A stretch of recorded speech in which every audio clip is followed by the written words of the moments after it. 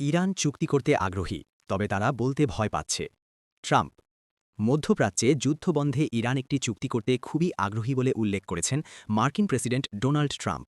গতকাল বুধবার তিনি বলেছেন, আগ্রহ থাকলেও তেহরান এই চুক্তির কথা বলতে ভয় পাচ্ছে, কারণ তারা মনে করছে তাদের হত্যা করা হতে পারে। ওয়াশিংটনে রিপাবলিকান পার্টির তহবিল সংগ্রহের নৈশভোজে দেওয়া বক্তব্যে এসব কথা বলেন ট্রাম্প। তিনি বলেন, মধ্যপ্রাচ্যে ইরানের সঙ্গে আমরা যা করছি তা আগে কখনো কেউ দেখেনি।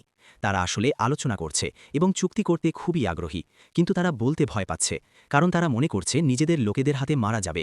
আমাদের হাতে মারা যাওয়া ভয়ও পাচ্ছে।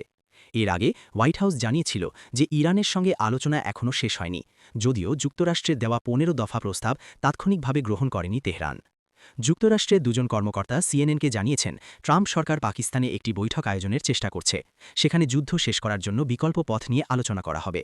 এদিকে ইরানের পররাষ্ট্রমন্ত্রী আব্বাস আরাগাচি স্বীকার করেছেন যে যুদ্ধবন্ধের বিষয়ে মধ্যস্থতাকারীদের মাধ্যমে ওয়াশিংটনের সঙ্গে তেহরানের বার্তা আদান-প্রদান হয়েছে, তবে এই বার্তা বিনিময়ে কোনো আলোচনা নয় বলেও উল্লেখ করেছেন তিনি। তথ্যসূত্র সিএনএন।